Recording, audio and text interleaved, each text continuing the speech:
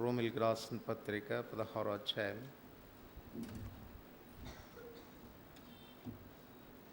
21 నుండి 23 వచనాలు కలిసి చదువుకుంటా.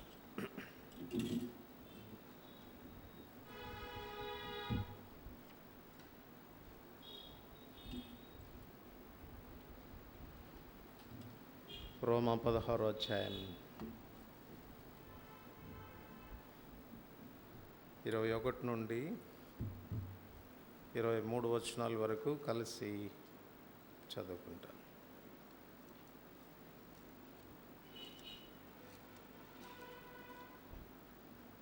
నా జత పనివాడగు తిమోతి, నా బంధువులకు లూకియా, యాసోను, సోసిపత్రు అనువారు మీకు వందనములు చెప్తున్నారు. ఈ పత్రిక రాసిన తెర్తియు అను నేను ప్రభునందు మీకు వందనములు చేయుచున్నాను. నాకును యావత్ సంగమునకు ఆతిథ్యమిచ్చు గాయు మీకు వందనములు చెప్తున్నాడు. ఈ పట్టణపు ఖజానాదారుడగు టెరస్తును, సహోదరు క్వర్తును మీకు వందనములు చెప్పుచున్నారు. ప్రార్థన చేసుకుంటాం. ప్రేమ కలిగిన పరలోకపు తండ్రి, యేసుప్రభువారి శ్రేష్టమైన నామమున ఈ రాత్రి వేళ మరొకసారి సంఘంగా మీ పాదములు చెంత కనపడటానికి మీరు ఇస్తున్న ఆధిక్యతను బట్టి వందనములు. చదువుకున్న లేఖన భాగాలు తిరిగి మీ చేతిలో పెట్టుకుంటుండగా మీరే విరిచి ఆశీర్వదించి మాకు వడ్డించండి. ధర్మశాస్త్రంలోని ఆశ్చర్యకరమైన సంగతులు చూచినట్లు మా కన్నులు తెరవమని ప్రార్థిస్తుంటున్నాను. నేనైతే కేవలం నిష్ప్రయోజకమైన దాసులను, మీరు ఏదైనా అందచేస్తే కానీ నేనేమి చెప్పచాలని నా నిస్సహాయస్థితిని తెలియచేసుకుంటూ మీ పైన ఆధారపడుతూ ఉంటుండగా కృప చూపించము, సహాయపడము. కూడి వచ్చిన ప్రజలు వారి ఆకలి తప్పులు మీరు ఎరుగుదురు తండ్రి. మీ వద్దకు వచ్చిన వారిని ఖాళీగా మీరు పంపలేదు, తృప్తిపరిచి పంపారు. అటు విధానంలోని బిడలు మీ మందిర సమృద్ధి చేత తృప్తి నొంది మీ ఆనంద ప్రవాహంలో నుండి త్రాగి మీ వెలుగు పొంది వెలగలుగునట్లు చేయండి. యేసు ప్రభు నామములతో ప్రార్థిస్తున్నాం తండ్రి.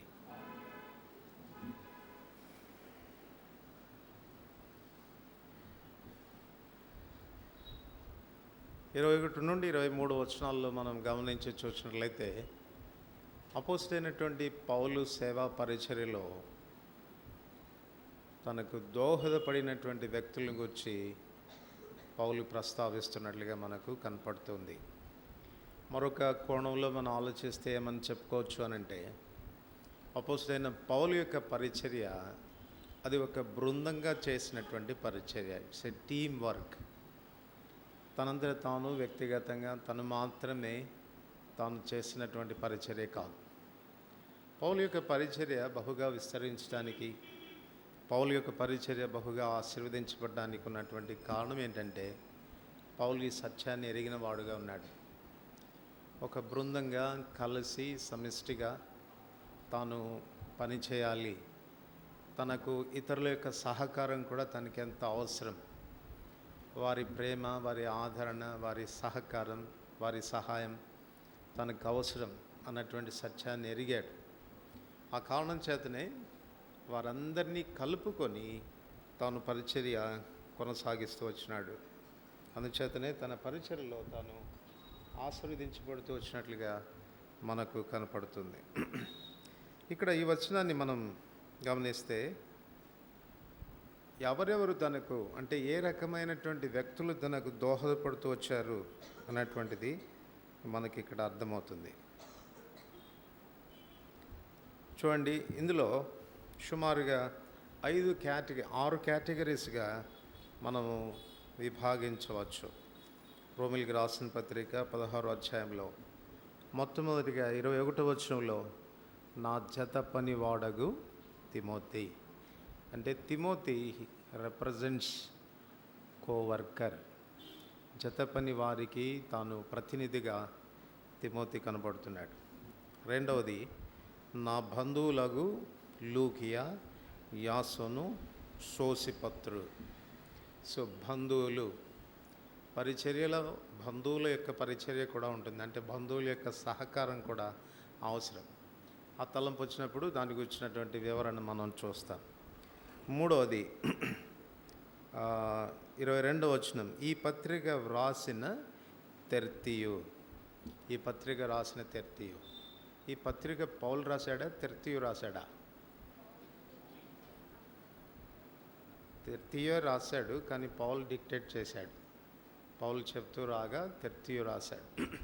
అంటే పౌలు పరిచర్యలో తెర్తియు సహకారిగా ఉండినాడు, తన సహాయాన్ని అందించాడని చెప్పవచ్చు. కనుక మూడో పరిచర్య సహాయకుల పరిచర్య అని చెప్పవచ్చు. తర్వాత 23వ వచనంలో నాకును యావత్ సంఘమునకును ఆతిథ్యమిచ్చు గాయి. సో ఆతిథ్యం ఇచ్చేటువంటి పరిచర్య అది గాయి ద్వారా నెరవేర్చబడినట్లుగా మనకు కనపడుతుంది. ఆ తర్వాత అదే అధ్యాయంలో ఈ పట్టణపు ఖజానాదారుడగు ఎరస్తు. పట్టణపు ఖజానాదారుడు అని అంటే అఫీషియల్ అని చెప్పవచ్చు, లేక ఆ పట్టణంలో తాను ఉన్నతాధికారిగా ఉన్నాడు. వారి యొక్క సహకారం కూడా పౌలుకు అవసరమైంది. ఆ తర్వాత చివరికి అంటున్నాడు సహోదరుడగు క్వార్తను. సో సహోదరుని యొక్క పరిచర్య. సో అపోస్తలుడైన పౌలు తన పరిచర్యను నిర్విఘ్నంగా విజయవంతంగా తాను నెరవేర్చడానికి, తన పరిచర్యలో ఫలితాలు అమితంగా తాను చూడటానికి ఉన్న కారణం ఏంటంటే వీరందరి సహకారం పౌలుకు అవసరమైంది. కనుక పౌలు, వారు లేకుండా పౌలు లేడు అన్న విషయం మనం గుర్తించాలి. కనుక ఒక టీం లాగా, ఒక బృందం లాగా వాళ్ళు కలిసి పరిచర్య చేశారు. అంచేత అపోస్తలుడైన పౌలుతో పాటు చివరికి వీరందరూ కూడా కలిసి రోమాలో ఉన్నటువంటి విశ్వాసులకు వారు శుభములు తెలియచేస్తున్నట్లుగా మనకు కనపడుతుంది. కనుక ఈ దినము మొట్టమొదటి విషయాన్ని గురించి మనం ఆలోచన చేస్తాం. కోవర్కర్, జత పని వాడు, ఫెలో వర్కర్ అని కూడా వాడబడింది. తిమోతి ఒక జతపని వాడుగా తాను కనపడుతూ వచ్చినాడు. ప్రభు యొక్క పరిచర్యలో జతపని వారు చాలా చాలా అవసరం. జతపని వారు చాలా అవసరం. 1 కొరింథీ 3వ అధ్యాయంలో పౌలు రాస్తుంటాడు, మేము క్రీస్తుకు జతపని వారం. అంటే ఇంకా మామూలుగా చెప్పుకోవాలంటే క్రీస్తు కూడా జతపని వారు లేకపోతే ఏమని అర్థం? ఆయన కూడా నిస్సహాయుడే అని అర్థం. కనుక ప్రభు యొక్క పరిచర్యలో జతపని వారి యొక్క పరిచర్య ఎంత ప్రముఖమైనటువంటి పాత్ర వహిస్తుంది అనేది మనం దీన్ని బట్టి తెలుసుకోవచ్చు. అయితే జతపని వారు ఎలా ఉండాలి, ఎలాంటి జతపని వారు ఉంటే అది ఆ పరిచర్యకు దోహదపడుతుంది, సహాయపడుతుంది అని మనం ఆలోచిస్తే, ఇక్కడ తిమోతి జతపని వారికి రిప్రజెంటేటివ్గా, ప్రతినిధిగా పౌలు చెప్తున్నాడు. కనుక తిమోతి యొక్క జీవితాన్ని గురించి మనం ఆలోచన చేస్తే జతపని వారు ఎలా ఉండాలి అన్నటువంటి సంగతి మనకు అర్థమవుతుంది. చూడండి, మొట్టమొదటిగా కొరింథీయులకు రాసిన మొదటి పత్రిక 4వ అధ్యాయం. కొరింథీయులకు రాసిన మొదటి పత్రిక 4వ అధ్యాయం 17వ వచనం అందరికి కలిసి చదువుతాం.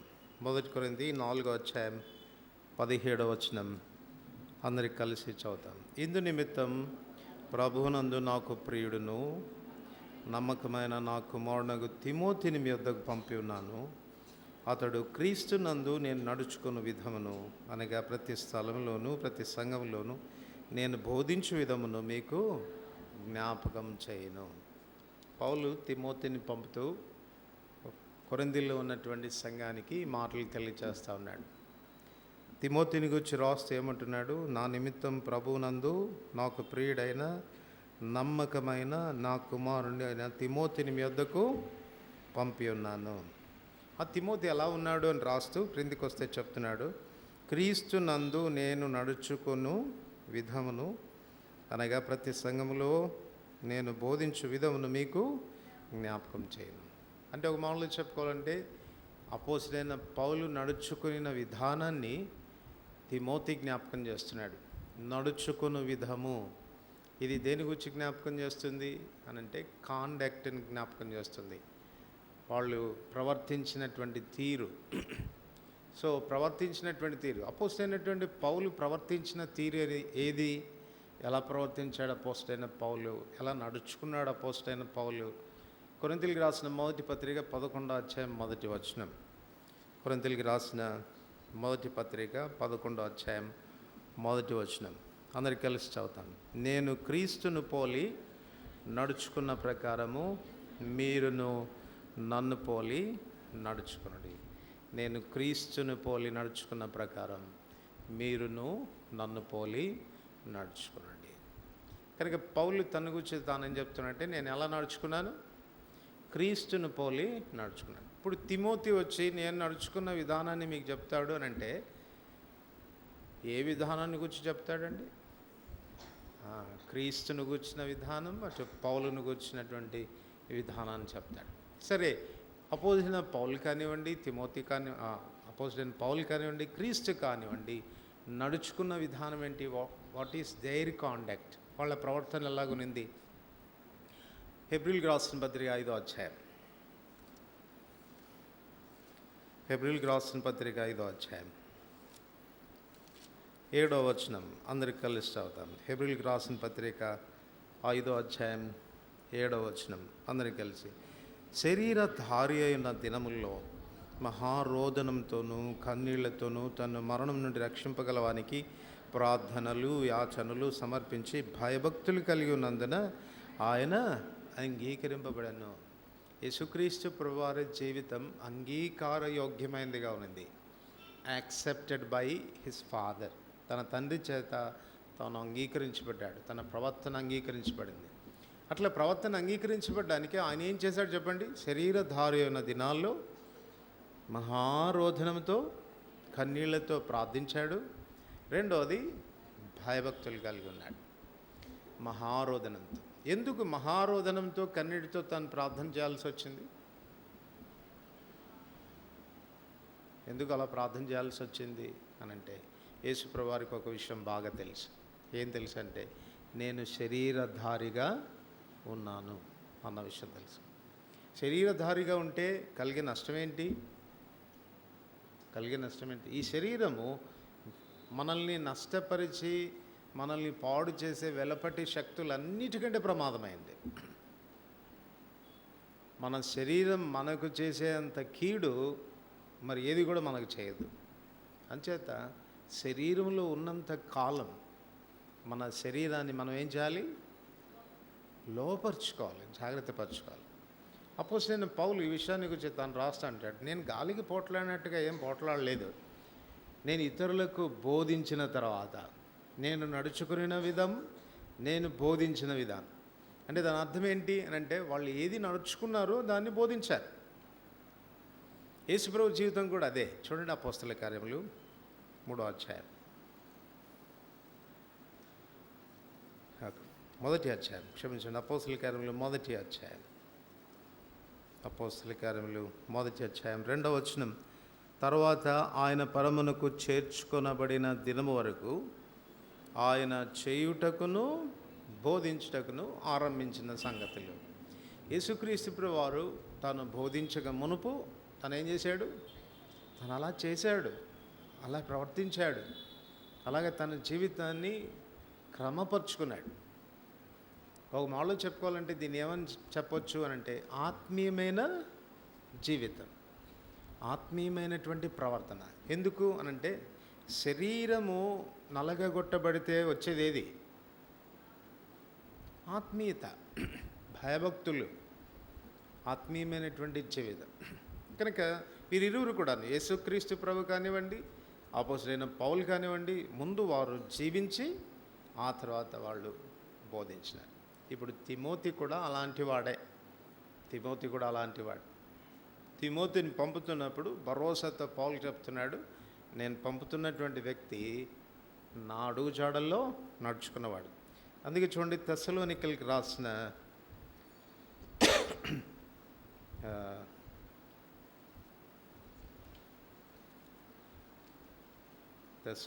రాసిన మొదటి పత్రిక అనుకుంటాను,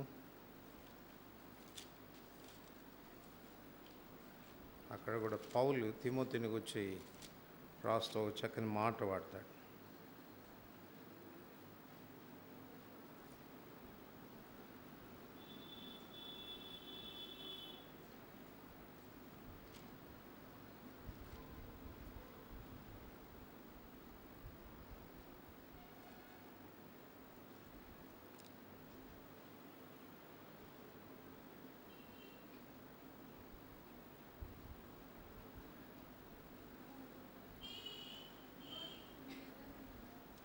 కాదు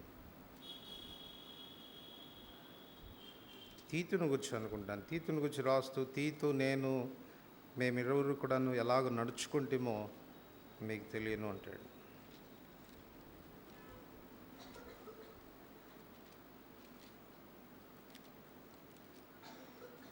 సరే, తర్వాత చూడవచ్చు దాని గురించి. కానీ ఇక్కడ మనకు తెలిసేటువంటి విషయం ఏంటంటే, వారు ఆత్మీయంగా వారు నడుచుకున్నారు. వాళ్ళ కాండక్ట్ అనేది, వాళ్ళ ప్రవర్తన ఒక మామూలులో చెప్పుకోవాలంటే వాళ్ళు ఆత్మీయులు అని చెప్పవచ్చు. రోమా 8వ అధ్యాయం 12వ వచనం, శరీరానుసారంగా మనం ప్రవర్తించుటకు మనము శరీర విషయంలో రుణస్థులం కాదు అని చెప్తూ, ఆత్మచేత శారీర క్రియలను చంపిన ఎడల మీరు జీవించెదరు రాసి 14వ వచనంలోకి వచ్చేసరికి అంటాడు, ఎందరో ఆత్మచేత నడిపించబడదురు వారందరూ దేవుని కుమారులై అందరు అని. కనుక ప్రవర్తన విషయానికి వచ్చినప్పుడు దేవుని ఆత్మచేత నడిపించబడేటువంటి వారుగా జతపని వారు ఉండాలి. కనుక దేవుని ప్రవర్తనే, క్రీస్తు ప్రవర్తనే మన ప్రవర్తనగా ఉండాలి. చూడండి, బైబిల్ యొక్క సారాంశం ఏంటి చెప్పండి? బైబిల్ యొక్క సారాంశం ఏంటి? తిమోతికి రాసినటువంటి మొదటి పత్రిక 1వ అధ్యాయం 5వ వచనం. 1 తిమోతి 1వ అధ్యాయం 5వ వచనం.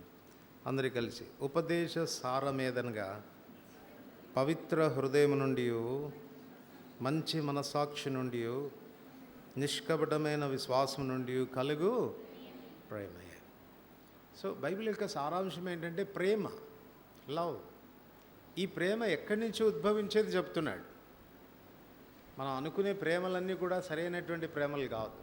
ఈ ప్రేమ ఎక్కడి నుంచి రావాలి అంటే మొట్టమొదట పవిత్ర హృదయం నుండి.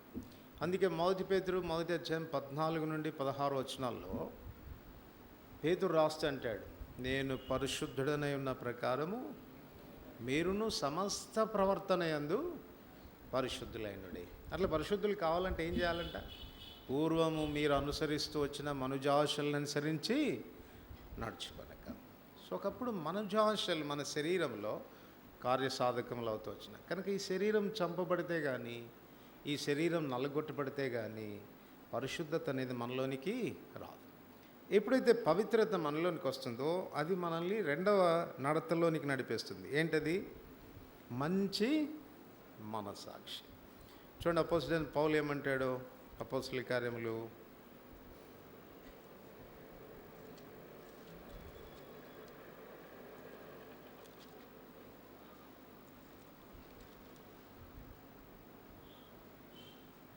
24వ అధ్యాయం 16వ వచనం. అపోస్తలుల కార్యములు 24వ అధ్యాయం 16వ వచనం. ఈ విధమున నేను దేవుని ఎడలను మనుషుల ఎడలను ఎల్లప్పుడూ నా మనస్సాక్షి నిర్దోషమైనదిగా ఉండునట్లు అభ్యాసం చేసుకొనిచున్నాను. మనుషుల ఎడల, దేవుని ఎడల నా మనస్సాక్షి ఎట్లా ఉంది? నిర్దోషమైనది. సో పవిత్రంగా ఎప్పుడైతే మన జీవితాలని కాపాడుకుంటామో, మన మనస్సాక్షి కూడా మనుషుల విషయంలో కానీ దేవుని విషయంలోనే కానీ నిర్దోషులంగా మనం నడుచుకునేదానికి అది మనకు దోహదపడుతుంది. నిర్దోషమైన మనస్సాక్షి మనల్ని ఎక్కడికి నడిపిస్తుంది? నిష్కపటమైన విశ్వాసంలోనికి నడిపిస్తుంది. 2 కొరింథీ 5:6 చూడకుండా చెప్తారా? 2 కొరింథీ 5:6, వెలిచూపును పట్టి కాక విశ్వాసం చేతనే మేము నడుచుకొనిచున్నాం. సో పవిత్ర హృదయంలో నుండి మంచి మనసాక్షి, మంచి మనసాక్షి నుండి విశ్వాసం, ఆ విశ్వాసం నుండి ఇప్పుడు ఏమొస్తుంది? ప్రేమ వస్తుంది. ఎఫెసీ 5వ అధ్యాయం 2వ వచనం. ఎఫెసీ 5వ అధ్యాయం 2వ వచనం. మొదటి 2 వచనాలు కలిసి చదువుదాం. కావున మీరు ప్రియులైన పిల్లల వలె దేవుని పోలి నడుచుకొనుడి. క్రీస్తు మిమ్మల్ని ప్రేమించి పరిమళ వాసనగా ఉండుటకు మన కొరకు తాను దేవునికి అర్పణగాను బలిగాను అప్పగించుకొను. అలాగనే మీరును ప్రేమ కలిగి నడుచుకోండి. సో బైబిల్ యొక్క ఉపదేశం యొక్క సారం ప్రేమ. ఈ పవిత్రమైన, నిష్కపటమైన, నిష్కళంకమైన ఈ ప్రేమ మనలోనికి ఎలాగొస్తుంది అని అంటే దాని ఆరంభం పరిశుద్ధత.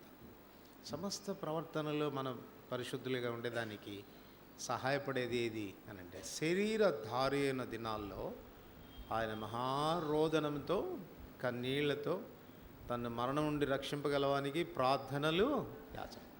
అందుకే ఒక వ్యక్తి జీవితంలో ప్రార్థనా జీవితం లేకపోతే, ప్రభువు మీద ఆధారపడే జీవితం లేకపోతే చాలా పర్యాలు మనకు ఎట్లా ఉంటుందనంటే మన మీద మనకు చాలా కాన్ఫిడెన్స్ ఎక్కువ. నేను చాలా పవిత్రంగా ఉంటా, నా అంత నీతిగా ఉండేవాడు ఇంకొకడు లేడు అన్నటువంటి అతిశయం మనలోనికి వస్తుంది. ఎప్పుడు కూడా మనం గుర్తుపెట్టుకోవాల్సిన విషయం ఏంటంటే మనం శరీరంలో ఉన్నాము. ఈ శరీరంలో పాపము కార్యసాధకమవుతూ వస్తుంది. ఒక భక్తుడు ఏం చెప్పాడంటే ఇది వయసుతో పోయేది కాదు, చచ్చే వరకు ఈ శరీరం మనకు ఉండనే ఉంటుంది.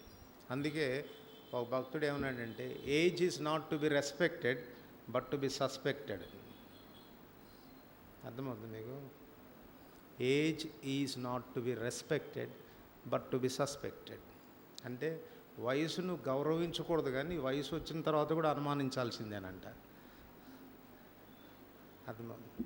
ఎందుకనంటే ఈవెన్ ముసలితనంలో కూడా శోధించబడేటువంటి ఆస్కారాలు ఉన్నాయి. అందుచేత శరీరంలో ఉన్నంతకాలం నేను శరీరంలో ఉన్నాను అన్న కాన్షియన్స్లో ఎవరైతే ఉంటారో, ఎవరైతే ఆ రీతిగా దేవుని మీద ఆధారపడతారో, భయభక్తులతో ప్రభా నన్ను కాపాడు, నన్ను భద్రపరచు, నేను తప్పిపోకుండా నన్ను కాపాడు, నన్ను మరణం నుండి తప్పించు అని దివారాత్రులు దేవుని సన్నిధిలో తమను గురించి తాము మొరపెట్టుకుంటారో అట్లాంటి వారు మాత్రమే పవిత్రమైన జీవితాన్ని గడిపేదానికి ఆస్కారం ఉంది. ఎందుకంటే మనుజాశలు మన శరీరంలో కార్యసాధకములు అవుతూ ఉన్నాయి. వాటిని మనం చంపాలి అని అంటే అది దైవశక్తి చేతనే సాధ్యమవుతుంది. కానీ మనం ఏదో తీర్మానాలు చేసేసి నేను ఇలాగుంటాను అలాగుంటానని మనం అంతటా మనం చేసే తీర్మానాల ద్వారా జరిగేది కాదు. ఆత్మచేత శారీరక క్రియలను చంపాల్సి వస్తుంది. అందుకే దేవుని ఆత్మశక్తి మనకు లేకపోతే పవిత్ర జీవితం జీవించడం సాధ్యమైన విషయం.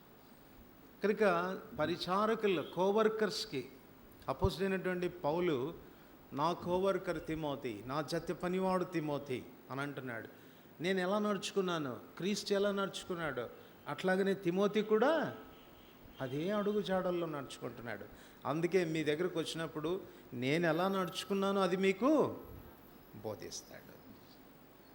కనుక జత పని వారికి మొట్టమొదటిగా వాళ్ళ కాండక్ట్ సరైనదిగా ఉండాలి, వాళ్ళ ప్రవర్తన సరైనదిగా ఉండాలి. ప్రభువును పోలి నడుచుకునేటువంటి జత పని వారుగా ఉండడం అనేది చాలా చాలా అవసరమైనటువంటి విషయం. ఫిలిప్పీలకు రాసిన పత్రిక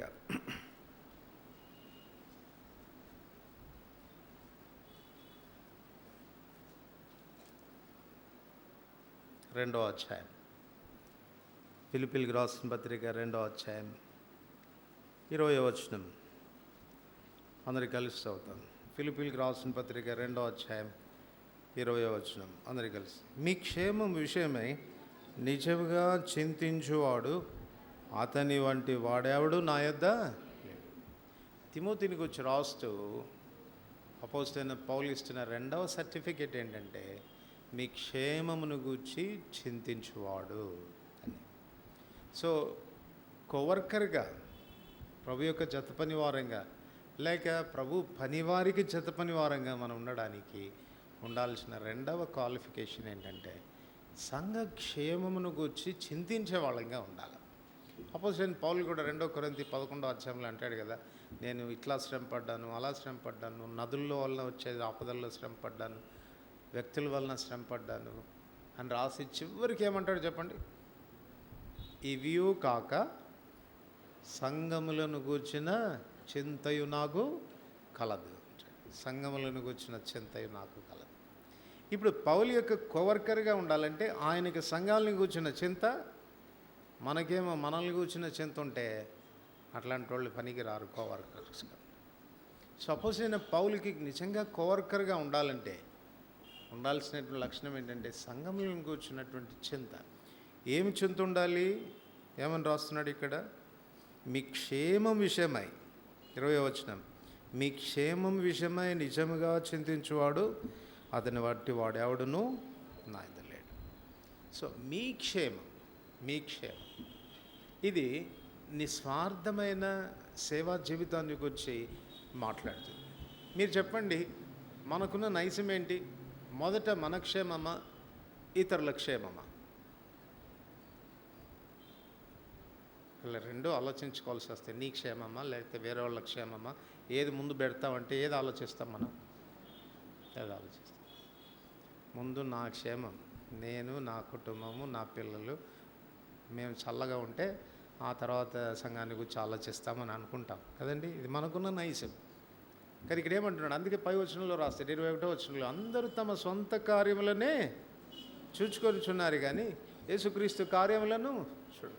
మానవులుగా మనకున్నటువంటి నైజం ఏంటంటే మన విషయం మనం ఆలోచిస్తాం, మన క్షేమాన్ని గురించి మనం ఆలోచిస్తాం. మన ప్రభు యొక్క గుణలక్షణం కూడా చూడండి. రోమిలికి రాసిన పత్రిక,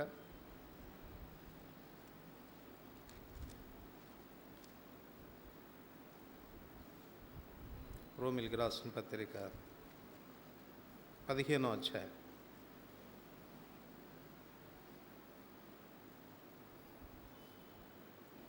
రోమిలికి రాసిన పత్రిక 15వ అధ్యాయం 3వ వచనం, క్రీస్తు కూడా తన్ను తాను సంతోషపరచుకొనలేదు కానీ నిన్ను నిందించు వారి నిందలు నా మీద పడను అని వ్రాయబడినట్లు ఆయనకు, ఇప్పుడు చదవండి 8-9 వచనాలు, నేను చెప్పినది ఏమనగా పితరులకు చేయబడిన వాగ్దానముల విషయంలో దేవుడు సత్యవంతుడని స్థాపించుటకు అన్యజనులు ఆయన కనికరమును గూర్చి దేవుని మహిమపరచుటకు క్రీస్తు సున్నతి గలవారికి పరిచారకుడు ఆయన. పరిచారకుడు ఆయన అంటే అర్థం ఏంటి?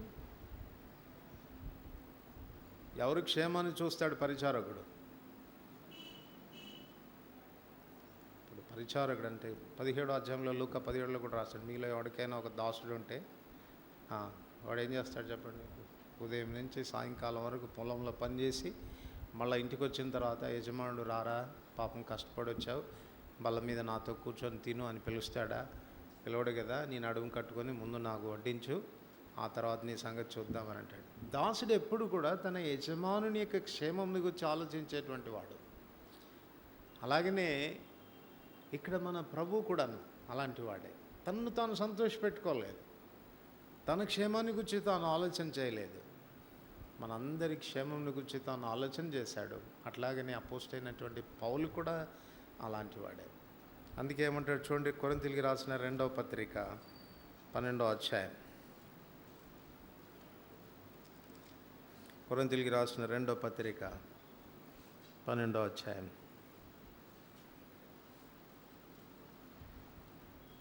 15వ వచనం. కాబట్టి నాకు కలిగినది యావత్తు మీ ఆత్మల కొరకు బహు సంతోషంగా వ్యయపరచదను, నన్నును నేను వ్యయపరచుకుంది. నా ఆస్తిని వ్యయపరుస్తాను, రెండోది నన్నును నేను వ్యయపరచుకుందాను. కారణం ఏంటి? మిమ్మల్ని సంతోషపెట్టాలి, మీకు క్షేమాభివృద్ధి కలగచేయాలి. ఈ మనసు మనకెప్పుడు కూడా ఉండాలి. నిజంగా కోవర్కర్గా ఉండాలంటే నాకు క్షేమం కలిగినా కలగకపోయినా, నాకు లాభం కలిగినా కలగకపోయినా, నా ద్వారా ఇతరులు మేలు పొందాలి, ఇతరులు క్షేమాభివృద్ధి పొందాలి. సో ఫస్ట్ ప్రియారిటీ దేవునికి, ఫస్ట్ ప్రియారిటీ మనం ఇతరులకి ఇవ్వాలి. ఆ తర్వాతనే మనల్ని గురించి మనం ఆలోచించాలి. మనదంతా రివర్స్ ఆర్డర్. ముందు మనం ఆలోచిస్తాం, తర్వాత మన వారిని గురించి ఆలోచిస్తాం, ఆ తర్వాత ప్రభుని పెడతాం. చాలా పర్యాలు మన జీవితాల్లో దౌర్భాగ్యమైన స్థితికి కారణం ఏంటి అని అంటే, ప్రభువుకి ఇవ్వాల్సిన ప్రథమ స్థానం మనం ప్రభువుకు ఇవ్వకపోవటమే. కానా వివాహంలో కలిగిన కరువు దేనికి కారణం చెప్పండి? ఆయనకు ప్రథమ స్థానం ఇవ్వలేదు, ఆయనకు ప్రముఖమైన పాత్ర ఇవ్వలేదు, అందుచేతనే వాళ్ళు నష్టపోయినారు. సో కోవర్కర్గా ఉండాల్సినటువంటి రెండవ లక్షణం ఏంటి అని అంటే తాడు సంఘ క్షేమాన్ని గురించి యోచించేటువంటి వాడుగా ఉండాలి. ఎలా మనం సంఘానికి క్షేమాన్ని చేయగలం? కొరింథీయులకు రాసిన 2వ పత్రిక 12వ అధ్యాయం,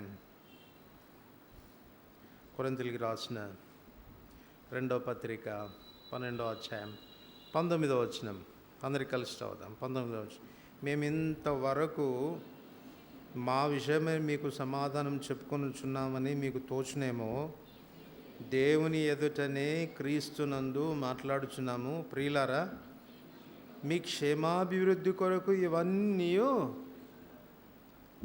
ఏవన్నీ చెప్పారు వీళ్ళు? మీ క్షేమాభివృద్ధి కొరకు ఇవన్నీ చెప్తున్నాను. అపోస్తలుడైన పౌలు రాసినటువంటి పత్రికల్లో బహు కఠినమైనటువంటి పదజాలం రాసిన పత్రిక ఏదైనా ఉంది అని అంటే అది కేవలం కొరింథీయులకు మాత్రమే. అందుకే 2 కొరింథీ 10వ అధ్యాయం చూడండి ఏమంటాడో. 2 కొరింథీ 10వ అధ్యాయం, 2 కొరింథీ 10వ అధ్యాయం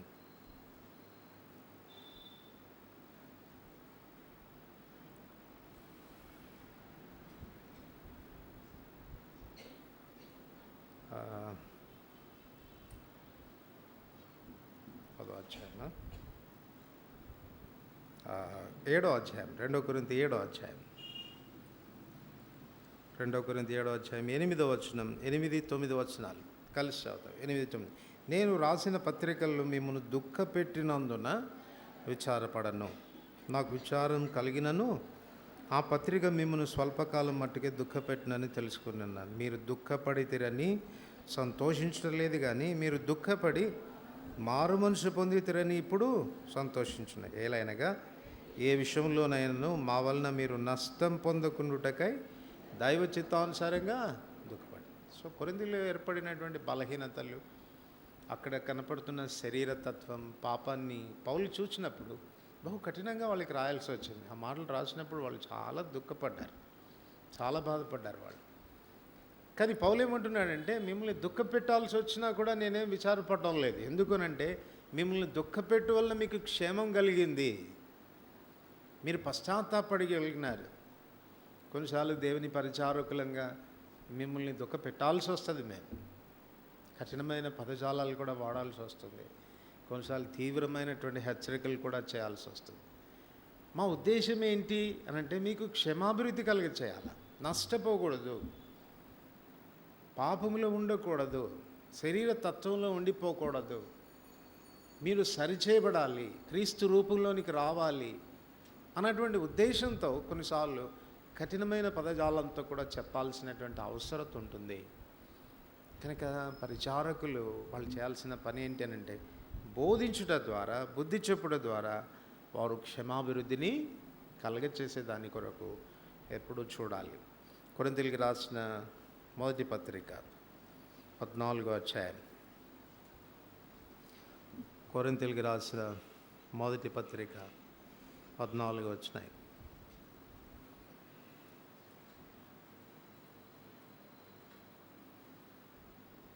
3వ వచనం అందరికి కలిసి చదువుదాం. క్షేమాభివృద్ధియు హెచ్చరికయు ఆదరణయు కలుగునట్లు ప్రవచించువాడు మనుషులతో మాట్లాడుచున్నాడు. సో ఇక్కడ మీరు మొదటి 14 వచనాలు మీరు తీసుకోగలిగితే ఇక్కడ డిఫరెంట్ టాలెంట్స్, దేవుడు ఇచ్చినటువంటి వివిధమైనటువంటి తలాంతులు మనకు కనపడతాయి. ప్రభు మనకు అనుగ్రహించే తలాంతులన్నీ కూడాను దేని కొరకు వాడాలి? సంఘ క్షేమాభివృద్ధి కొరకు వాడాలి, ఇతరుల క్షేమాభివృద్ధి కొరకు. చూడండి, అందుకే 12వ అధ్యాయం 7వ వచనం, 12వ అధ్యాయం 7వ వచనం, ఆయనను అందరి ప్రయోజనం కొరకు ప్రతివానికి ఆత్మ ప్రత్యక్షత అనుగ్రహించబడుచున్నది. సో దేవుడు డిఫరెంట్ ప్రత్యక్షతలు ఇచ్చాడు, లేక డిఫరెంట్ వరాలు ఇచ్చాడు మనకు. మీకు ఒక వరం ఇస్తే నాకు ఒక వరం ఇచ్చాడు, తనకొక వరం ఇచ్చాడు. దేవుడు ఇచ్చినటువంటి ఈ వరాల్ని మనం ప్రజ్వలింప చేస్తూ సంఘ క్షేమం కొరకు దాన్ని మనం వినియోగించాలి. మన వరాలు మనకే పెట్టుకోకూడదు. సండే స్కూల్లో మాకు ఒక పాట నేర్పించారు.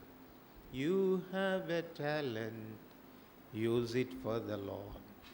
You have a talent, use it for the lord. If you do not use it, You will surely lose it. You have a talent, use it for the Lord. నీ వరమును వాడుము ప్రభుకై, నీ వరమును వాడుము ప్రభుకై. వాడని ఎడల పోగొట్టుకొందువు, నీ వరమును వాడుము ప్రభుకై. సో పరిచారకులకు ఉండాల్సిన రెండవ లక్షణం ఏంటంటే సంఘానికి క్షేమాభివృద్ధి కలిగించాలి. మొదటిగా బోధించడం ద్వారా క్షేమాభివృద్ధి, రెండవది దేవుడు వారికి అనుగ్రహించినటువంటి తలాంతులను సరైనటువంటి విధానంలో వినియోగించడం ద్వారా సంఘానికి క్షేమాభివృద్ధిని వారు కలగజేయాలి. కనుక ప్రభు మనకిచ్చే తలాంతులు మన పేరు కొరకు, మన ప్రఖ్యాతి కొరకు, మన ఘనత కొరకు కాదు. మనకు ఆ స్వార్థం ఉండకూడదు. కొన్నిసార్లు దేవుడు తలాంతులు ఇస్తే అదేదో నా గొప్పతనం అన్నట్టుగా వాడుకుంటారు, నా గొప్పతనం అన్నట్టుగా మనల్ని మనం హెచ్చించుకోవడానికి, మనము ఘనత తెచ్చుకోవడానికి కాదు దేవుడిచ్చే తలాంతులు. సంఘక్షేమం కొరకు దేవుడు ఆ తలాంతులు ఇస్తాడు. కనుక జతపని వారుగా ఉండాల్సినటువంటి రెండవ లక్షణం ఏంటంటే సంఘానికి క్షేమాభివృద్ధి కలిగించాలి. దానికి ఆపోజిట్గా ఆలోచన చేస్తే జతపని వారి వలన సంఘం ఎక్కడ కూడా నష్టపోకూడదు. నీ వలన క్షేమాభివృద్ధే కానీ నీ వలన ఏం కాకూడదు, నష్టం జరగకూడదు. నువ్వు ఇచ్చేదానికి బదులుగా సంఘానికి నష్టం కలిగజేసేవాడు అయితే నువ్వు ఎలా జతపనివాడుగా ఉంటావు చెప్పండి. మేము క్రీస్తు తోడి జతపనివారు, మీరు దేవుని వ్యవసాయమై ఉన్నారు. కనుక ఇప్పుడు దేవుని వ్యవసాయానికి జతపని వాళ్ళు ఏం చేస్తున్నారు? దాన్ని కల్టివేట్ చేస్తున్నారు, దాని క్షేమం కొరకు చూస్తున్నారు, దాంట్లో ఉన్న రాళ్ళు ఏరేస్తారు, దానికి మంచిగా నీరు కడతారు, దాన్ని కాపుదల చేస్తారు. అది పైరుకొచ్చి పంటకొచ్చి కొట్లలో ధాన్యం కూర్చబడే వరకు వీరు దాని క్షేమమును గురించి ఎప్పుడు ఆలోచిస్తారు. సో అటువంటి పరిచారకులుగా ఉండాల్సినటువంటి అవసరత ఉంది. కనుక తిమోతి అటువంటి పరిచారకుడు అని చెప్పవచ్చు. ఫిలిప్పీలకు రాసిన పత్రిక 2వ అధ్యాయం, ఫిలిప్పీలకు రాసిన పత్రిక 2వ అధ్యాయం 21వ వచనం. ఫిలిప్పీ 2వ అధ్యాయం 21వ వచనం. అందరు కలిసి చదువుతాం. అందరూ తమ స్వంత కార్యములనే చూచుకొనుచున్నారు కానీ యేసుక్రీస్తు కార్యములను. 22వ వచనం కూడా చదవండి. 22వ వచనం. అతని యోగ్యత మీరెరుగుదురు, తండ్రికి కుమారుడు ఎలాగూ సేవ చేయను అలాగే అతడు నాతో కూడా సువార్త వ్యాపకం నిమిత్తం సేవ చేశాడు. సో మూడవదిగా తండ్రికి కుమారుడు ఎలాగూ సేవ చేశాడో అలాగా సేవ చేయాలి. అంటే దాని అర్థం ఏంటి? కోవర్కర్స్ ఎలా ఉండాలి చెప్పండి. కోవర్స్ కొన్ని వచనాలు చదవండి, మీకు అర్థమవుతుంది. తెస్సలోనికలకు రాసిన మొదటి పత్రిక 3వ అధ్యాయం. తెస్సలోనికలకు రాసిన మొదటి పత్రిక 3వ అధ్యాయం 1వ వచనం. కాబట్టి ఇక సహింపచాలక ఏథెన్స్లో మేమొంటిగానైనా ఉండుట మంచిదని ఎంచి ఈ శ్రమల వలన ఎవడును కదిలింపబడకున్నట్లు మిమ్మల్ని స్థిరపరచుటకును మీ విశ్వాస విషయమై మిమ్మల్ని హెచ్చరించుటకు మన సహోదరుడును క్రీస్తు స్వార్థ విషయంలో దేవుని పరిచారకుడైన తిమోతిని ఎక్కడికి పంపించారు? అపోసైన పౌలు అంటున్నాడు, మేము పంపితిమి.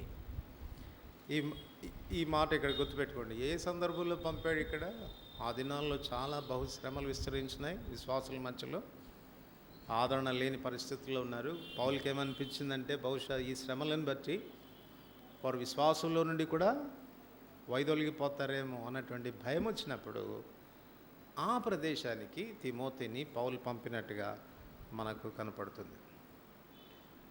తర్వాత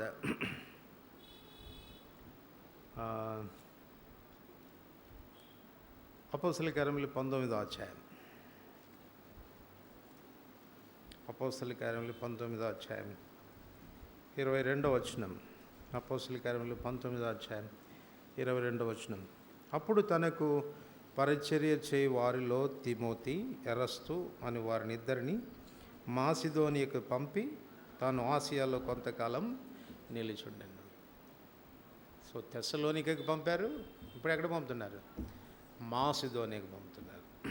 తర్వాత 1 తిమోతి మొదటి అధ్యాయం, 1 తిమోతి మొదటి అధ్యాయం 3వ వచనం. నేను మాసిదోనియకు వెళ్ళుచుండగా సత్యమునకు భిన్నమైన బోధ చేయవద్దని కల్పనా కథలు, మితం లేని వంశావళులు, విశ్వాస సంబంధమైన దేవుని ఏర్పాటుతో కాక వివాదములతోనే సంబంధం కలిగి ఉన్నవి గనక వాటిని లక్ష్య పెట్టదు అని కొందరిని ఆజ్ఞాపించుటకు నీవు ఎఫెసులో నిలిచి ఉండవలనని నిన్ను హెచ్చరించిన ప్రకారం ఇప్పుడును ఎక్కడ ఉండాలంట? ఎఫెసులో ఉండమని అంటున్నాడు. ఆ తర్వాత 2వ తిమోతి 4వ అధ్యాయం, 2వ తిమోతి 4వ అధ్యాయం 9వ వచనం. 2వ తిమోతి 4వ అధ్యాయం 9వ. నా ఎద్దుకు త్వరగా వచ్చుటకు ప్రయత్నం చేయండి. 11వ వచనం. లూకా మాత్రమే నా ఎద్దు ఉన్నాడు, మార్కును వెంట పెట్టుకుని రమ్ము, అతడు పరిచారం నిమిత్తం నాకు. ఈ మాటలు గమనించండి. పొమ్ము, రమ్ము, నిలిచి ఉండు. పొమ్ము, రమ్ము, నిలిచి ఉండు. ఏం జ్ఞాపకం వస్తుంది మీకు చెప్పండి? ఒకప్పుడు పొమ్మంటున్నాడు, ఒకప్పుడు రమ్మంటున్నాడు, ఒకప్పుడు నిలిచి ఉండమంటున్నాడు. ఒక ఆయన చెప్పాడు కదండి, మీకు జ్ఞాపకం రావట్లేదా? ఒక ఆయన అన్నాడు కదా, నేను సహా అధికారం కలిగినటువంటి వాడిని, నా కింద కూడా దాసులు ఉన్నారు. ఒకడిని పొమ్మంటే పోతాడు, ఒకడిని రమ్మంటే వస్తాడు, ఒకడిని ఈ పని చేయమంటే ఆ పని చేస్తాడు. అంటే దాని అర్థం ఏంటి చెప్పండి? మిలిటరీ కమాండర్ లాగా కదా, మిలిటరీ కమాండర్. రా, పో, అక్కడ ఉండు అని అంటే తిమోతి ఏమన్నా అన్నాడండి చెప్పండి? తెస్సలోనికైతే పోతాను కానీ ఎఫెస్సికి మాత్రం నేను పోను అన్నాడా? ఎఫెస్సికి పోతా కానీ మాసిదోనియకు అసలే పోనన్నాడా? చెప్పండి. ఎక్కడికి పొమ్మంటే అక్కడ పోయినాడు, ఎక్కడికి పొమ్మంటే అక్కడ పోయినాడు. ఇంక చాలే అక్కడ వద్దు, వచ్చేసేయనంటే మళ్ళీ వచ్చేసినాడు. అంటే ఒక దాసుడిలాగా కంప్లీట్గా. ఇప్పుడు కొన్నిసార్లు ఏమవుతుందంటే జత పని వారికి కొంతకాలం తర్వాత ఆయనకంటే నేనేం తక్కువ అనేటువంటి ఆలోచన వచ్చేస్తారు. పౌలు జత పని వాడే కదా, పౌలుతో పాటు నేను కూడా పోతున్నాను, పౌలుతో పాటు నాకు కూడా ప్రసంగాలు వచ్చేస్తున్నాయి, పౌలుతో పాటు నేను కూడా సమానంగా మాట్లాడగలుగుతున్నాను, చెప్పగలుగుతున్నాను. కాబట్టి ఆయనకంటే నేనేం తక్కువ, ఆయన చెప్తేనే నేను వినాలన్నా, నాకు తోచినట్టుగా నేను పోతానని. జత పని వారు ఎప్పుడు ఎలా ఉండాలి చెప్పండి? ఎలా ఉండాలి? పొమ్మంటే పోవాలా, రమ్మంటే రావాలి, ఇక్కడ ఉండు అని అంటే ఉండాలి. అట్లాంటి మనస్తత్వం కలిగిన ఇది ఏం సూచిస్తుందంటే ఒబీడియన్స్, విధేయతను చూపిస్తుంది. అందుకే అపోజిట్ పౌలు తిమోతిని గురించి రాస్తూ అంటాడు 1 కొరింథీ 4:17, నాకు ప్రియమైన వాడు, హీఈస్ మై బిలవర్డ్, నాకు ప్రియమైన వాడు.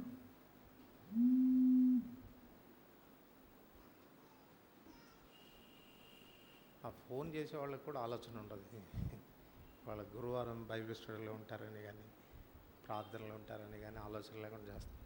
సరే, నాకు చాలా ప్రియమైన వాడు, చదవండి ఆ మాట.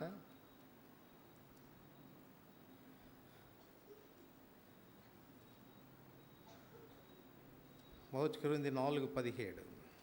1 కొరింథీ, ఇందు నిమిత్తము ప్రభువునందు నాకు ప్రియుడును, నమ్మకమైన వాడు, నాకు ప్రియుడు, నీవు నాకు బహుప్రియుడవు అన్నాడు. ఎవరిని గురించి? తండ్రి అయిన దేవుడు తన కుమారుని గురించి ఇచ్చిన సాక్ష్యం ఏంటి? ఈయన నా ప్రియ కుమారుడు, ఈయన యందు నేను. కారణం ఏంటి? యేసుప్రభువు వారు కూడా అంతే. పొమ్మంటే పోవడం, రమ్మంటే రావడం, మాట్లాడమంటే మాట్లాడడం, నోరు మూసుకొని కూర్చోమంటే కూర్చోవడం అని చెప్తా వచ్చినాడు కదా. మీరు సువార్తలు, యోహాను సువార్త చదవండి, చాలా చోట్ల రాస్తాడు. ఆయన చెప్తేనే మాట్లాడాను, ఆయన చెప్తేనే వచ్చాను, ఆయన పొమ్మంటేనే పోయాను. So they are beloved. అపోస్తలుడైనటువంటి పౌలు పరిచర్య నిరాటంకంగా ఎంతో విస్తృతంగా అభివృద్ధి చెందేటువంటి విధానంలో జరగడానికి కారణం ఏంటంటే ఇట్లాంటి జత పని వారు ఉన్నారు కనుక. They are like a soldiers, ఒక సైన్యాధిపతి కింద ఉన్నటువంటి సైనికుల్లాగా ఆజ్ఞాపించగా, నిన్ను ఆజ్ఞాపిస్తున్నాను ఎఫెసులో ఉండును అంటే అలాగ ఉండాలి. మాకు కూడా అలాగనే ఉండేది, మిలిటరీ కమాండ్ లాగా. మేము ఎబ్రోన్లో ఉన్నప్పుడు మీరు చూసుంటారు ఫిలిప్ గారిని, ఆయన మాట్లాడేటప్పుడు ఎలా మాట్లాడు, నో డూ దిస్ అంటాడు, వెళ్ళాల్సిందే. నీ కడప నుంచి ఇక్కడికి వచ్చేటప్పుడు, కడప నుంచి ఆయన ఫోన్ చేశాడు నాకు, కడపలో మందిరం కడుతున్నా, ఇంకొక 30 దినాల్లో కంప్లీట్ అవుతుంది, Emmanuel you move to Vijayawada అన్నాడు. ఆ టోన్ అలాంటిదే, అంటే అధికారపూర్వకంగా మూవ్ టు విజయవాడ. నేను చెప్పాను, brother construction is going on, it takes another 1 month, will you kindly permit me to go after 1 month అంటే, no you have to go. అంటే వాళ్ళు ఆజ్ఞాపించే విధానం చూడండి, ఎవరు మూసుకున్నాం అంతే, బయలుదేరి వచ్చేసి. నేను మీకేం చెప్తున్నానంటే అట్లాంటి పరిచారకులు కావాలి, అలాంటి కోవర్కర్స్ ఉంటేనే పరిచర్య జరుగుతుంది.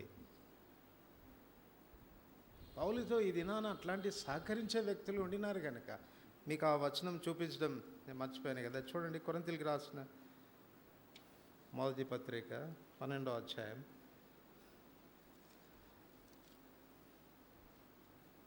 1 కొరింథీ 12.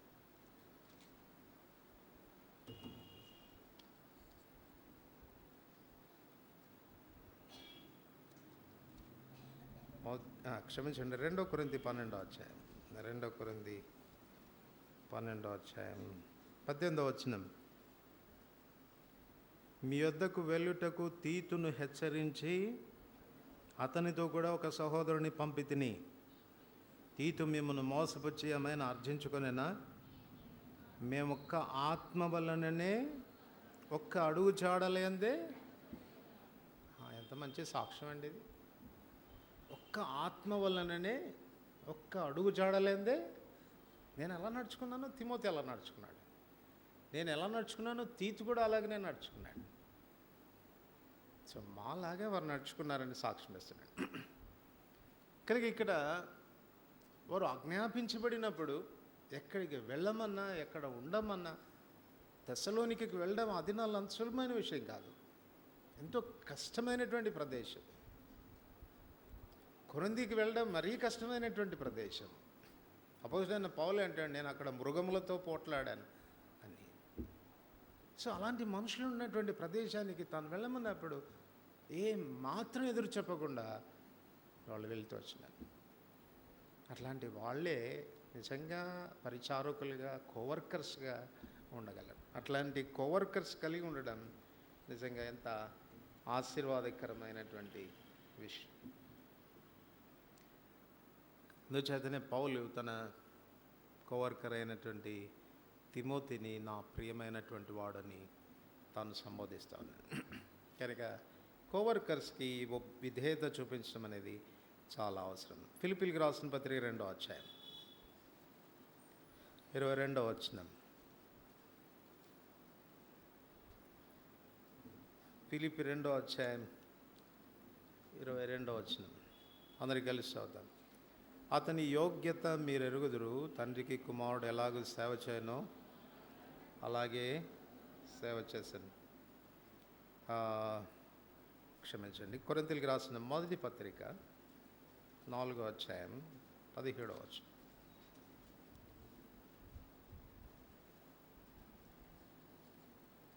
కొరింథీయులకు రాసిన మొదటి పత్రిక 4వ అధ్యాయం 10. ఇందు నిమిత్తం ప్రభునందు నాకు ప్రియుడును నమ్మకమైన నా కుమారుడు. సో కోవర్కర్స్లో ఉండాల్సిన మరొక సుగుణం ఏంటంటే దే షుడ్ బి ఫెయిత్ఫుల్. నమ్మకమైన వారుగా వాళ్ళు ఉండాలి. నమ్మకమైనటువంటి మన నమ్మకత్వం దేనిలో కనపడుతుంది చెప్పండి? నమ్మకత్వం దేనిలో కనపడుతుంది? నమ్మకమైన జత పనివారు అని ఎవరిని గురించి మనం సాక్ష్యం ఇవ్వచ్చు. మత్తయి సువార్త 24వ అధ్యాయం, మత్తయి సువార్త 24వ అధ్యాయం.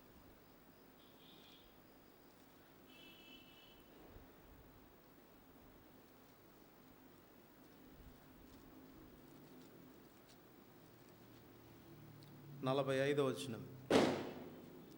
మత్తయి సువార్త 24:45. అందరికి కలిసి చదువుతాం. యజమానుడు తన ఇంటి వారికి తగిన వేళ అన్నం పెట్టుటకు వారిపైన ఉంచిన నమ్మకమైన వాడును బుద్ధిమంతుడునైన దాసుడెవడు. ఇప్పుడు చదవండి 46 వచనం. యజమానుడు వచ్చినప్పుడు ఏ దాసుడు ఈలాగు చేయుచుండుట అతడు కనుగొనున్నాడు.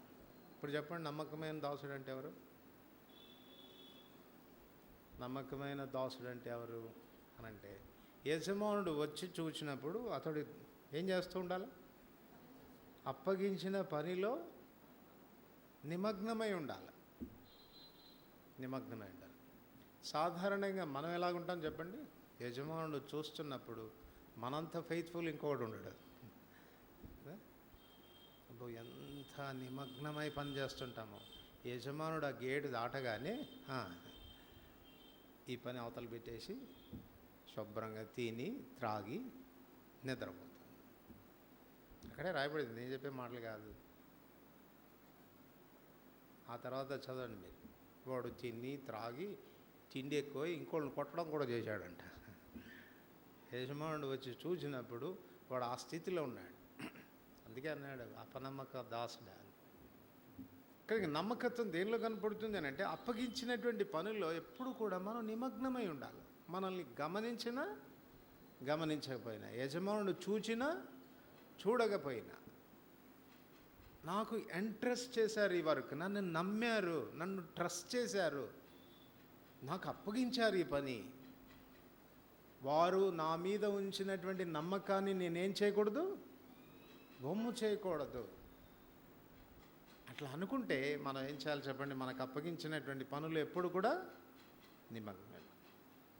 అప్పుడు యజమానుడు తన దాసుడు నమ్మకమైన వాడని ఎలా తెలుసుకుంటాడంటే, తాను వచ్చి చూడగానే వాడు ఆ పనిలో ఉన్నాడు, నిమగ్నమై ఉన్నాడు.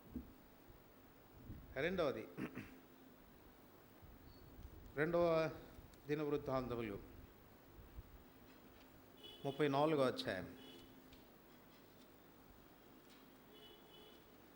2వ దినవృత్తాంతములు 34వ అధ్యాయం 12వ వచనం. అందరికి కలిసి చదువుతాం. 2వ దినవృత్తాంతములు 34:12 వచనం. అందరికీ కలిసి. ఆ మనుషులు ఆ పనిని నమ్మకముగా చేసిరి. ఆ మనుషులు ఆ పనిని, ఏ పని? ఆ పనిని అంటే కొన్నిసార్లు మనకు ఆ పని చేయము, తోచిన పని చేస్తాం. ఆ పని అని అంటే అప్పగించినటువంటి పని అని అర్థం. ఆ పని అంటే మనకి ఏ పని అయితే అప్పగించు. అర్థం కావాలంటే చదవండి 10వ వచనం నుండి. వారు దానిని యెహోవా మందిరపు పని మీదనున్న పై విచారణకర్తలుగా దాన్ని బాగు చేయుటకు, యోధా రాజులు పాడు చేసిన ఇండ్లను దూలములను అమర్చుటకు, చెక్కిన రాళ్లను జోడింపు పనికి మ్రానులను కొనుటకై యెహోవా మందిరపు పని చేయ వారికి శిల్పకారులకు దానినిచ్చిరి. ఆ మనుషులు ఆ పనిని నమ్మకంగా చేశారు. సో నీకు అప్పగించబడినటువంటి పనిలో నువ్వు నిమగ్నమై ఉండాలి కదా. కుక్క పని గాడిద చేయకూడదు. ఏది అప్పగిస్తారో ఆ పనుల్లో నిమగ్నమై ఉండాలి. అది ఫెయిత్ఫుల్నెస్ అంటే. పని చేస్తూ ఉండడం మన నమ్మకత్వాన్ని తెలియజేస్తుంది. ఏ పని అప్పగించారో ఇంకా కొంచెం చెప్పుకోవాలంటే చూడండి, నిర్గమకాండం 39వ అధ్యాయం 42-43 వచనాలు. 42-43. యెహోవా మోషేకు ఆజ్ఞాపించినట్లు ఇశ్రాయేలీయులు ఆ పని అంతయు చేసిరి. మోషే ఆ పని అంతయు చూసినప్పుడు యెహోవా ఆజ్ఞాపించినట్లు వారు దాన్ని చేసి ఉండిరి. అలాగుననే ఏది అప్పగిస్తే అదే చేయాలి, ఎట్లా చేయమంటే అట్లాగనే చేయాలి. అది ఫెయిత్ఫుల్నెస్ అంటే. మూడవది ఫిలిప్పీ 2వ అధ్యాయం.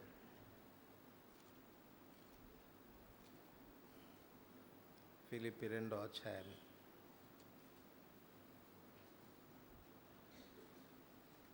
29-30 వచనాలు. 29. నా ఎడల మీ ఉపచర్యలో ఉన్న కొదువును తీర్చుటకై అతడు తన ప్రాణమునైనను లక్ష్య పెట్టక. అప్పగించబడిన పని చేసే విషయంలో ఎట్లా ఉండాలంట? ఆ టాస్క్ని మనం ముగించే ప్రక్రియలో మన ప్రాణం కూడా పెట్టడానికి సిద్ధపడాలి. అది ఫెయిత్ఫుల్నెస్ అంటే ఇక్కడ క్రయం చెల్లించాల్సి వస్తుంది. ప్రాణాన్ని కూడా పణంగా పెట్టి అట్ ఎనీ కాస్ట్ ఎంత క్రయమైనా నేను చెల్లిస్తాను ఈ పని ముగించేదానికి అన్నటువంటి ఆ మనస్తత్వం, ఆ సమర్పణ పరిచారకులకి అవసరం. 2 తిమోతి 4వ అధ్యాయం 7వ వచనం. 2 తిమోతి 4వ అధ్యాయం 7వ వచనం. మంచి పోరాటం పోరాడి తిని నా పరుగు కడముట్టించింది. నా పరుగు, ఏ పరుగును గురించి రాస్తున్నాడు పౌలు? పరిచర్య అనేటువంటి పరుగు, తనకి ఇవ్వబడినటువంటి. అపోస్తల కార్యములు 20వ అధ్యాయంలో ఉంటుంది. తనకి ఇవ్వబడినటువంటి పరిచర్యను పరుగుతో పోల్చాడు. నా పరుగును కడముట్టించింది. తిమోతికి రాస్తూ మొదట్లో అంటాడు, ఆయన నన్ను నమ్మకమైన వానిగా ఎంచి నాకు ఆ పరిచర్యను అప్పగించాడు. నన్ను నమ్మకమైన వాడిగా ఎంచాడు, అందుకే నాకు ఆ పరిచర్య ఇచ్చాడు. ఇప్పుడు నేనేం చేశాను? I have proved my self. నేను నమ్మకమైనటువంటి వాడిని. ఎలా ప్రూవ్ చేశాను అంటే కడమట్టుకు చేశాను దాన్ని, టిల్ ది ఎండ్. మనలో కొంతమంది ఎలా ఉంటామనంటే ప్రారంభం బ్రహ్మాండంగా ఉంటుంది, ఎక్కడ ఆగిపోయి ఉంటామో ఎవరికి తెలియదు. ఫెయిత్ఫుల్నెస్ అంటే అర్థం ఏంటంటే టిల్ ది ఎండ్ కదండి. ప్రకటన 2:10లో కూడా ఆ మాట రాస్తాడు, మరణము వరకు నమ్మకంగా ఉండదు, నేను నీకు జీవ కిరీటం ఇస్తాను. మరణం వరకు, టిల్ ది ఎండ్, ముగించే వరకు. ఇక్కడికి ఏదో కొంతకాలం చాలా ఫెయిత్ఫుల్గా ఉన్నామని చెప్పేసి ఆ కొంతకాలాన్ని గురించి బ్రహ్మాండంగా మనం మళ్ళా చెప్పుకుంటూ, మా సంగతి మీకు తెలుసా, 20 సంవత్సరాల క్రితం ఎలా చేసాం సేవ, ఎంత బాగా చేసాం అనుకున్నాం, ఎలా పరిగెట్టాం అనుకున్నాం, బా అది గోల్డెన్ డేస్ అండి, ఇప్పుడేమో సిల్వర్ డేస్ వచ్చినట్టు. అవి గోల్డెన్ డేస్ అయితే ఈ దినాలు ఏం కావాలి చెప్పండి? ప్లాటినం డేస్ కావాలా? ఒకప్పుడే నువ్వు అలా చేసి ఉంటే ఇంక ఇప్పుడు ఎలా చేయాలి? ఏదో గతాన్ని గురించి చెప్పుకుంటూ దాన్ని గురించి మనం సంబరపడేసి దాంతో సంతృప్తి పడి ఉండేటువంటి జీవితం కదా. హౌ ఐఎమ్ రన్నింగ్ టుడే, ఎలా పరిగెడతా ఉన్నాను నేను ఇది నాన్న, ఎలా చేస్తున్నాను నా పరిచర్యని. అపోస్తలుడైన పౌలు అంటాడు, నా పరుగు కడముట్టించాను. ఈ సో ఫెయిత్ఫుల్. తనకు అప్పగించబడినటువంటి పరిచర్య మరణ పర్యంతం అదే ఆశతో, అదే ఆసక్తితో, అదే పట్టుదలతో, అదే నమ్మకత్వంతో he could finish it.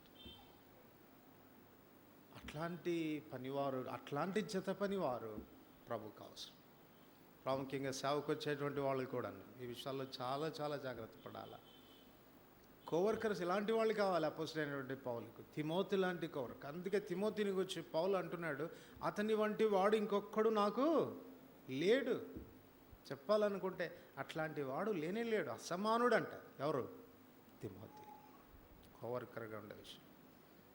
అందుచేతనే అట్లాంటి పనివారు పౌలుకు దొరికినారు కాబట్టి తన పరిచర్య విజయవంతంగా కొనసాగింది. ఇట్స్ ఎ టీమ్ వర్క్, ఒక బృందంగా చేసేటువంటి పని. తను కష్టపడ్డాడు, తన ప్రాణాన్ని పణంగా పెట్టాడు పరిచర్యలో.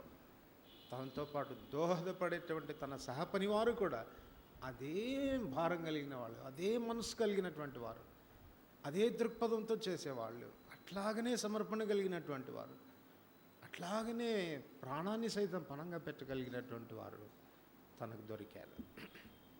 కనుక ప్రభువుకు మన జత పనివారంగా మనం ఆరితిగా ఉండాలి. అప్పుడే మనం సంఘానికి క్షేమాభివృద్ధి, మేలు కలగచేసే వారంగా ఉంటాం. అటువంటి క్రీస్తుకు పరిచారకులంగా, క్రీస్తు జత పనివారంగా మనం ఉండునట్లుగా ప్రభు మనకు సహాయపడుగాక. ప్రార్థన చేసుకుంటాం.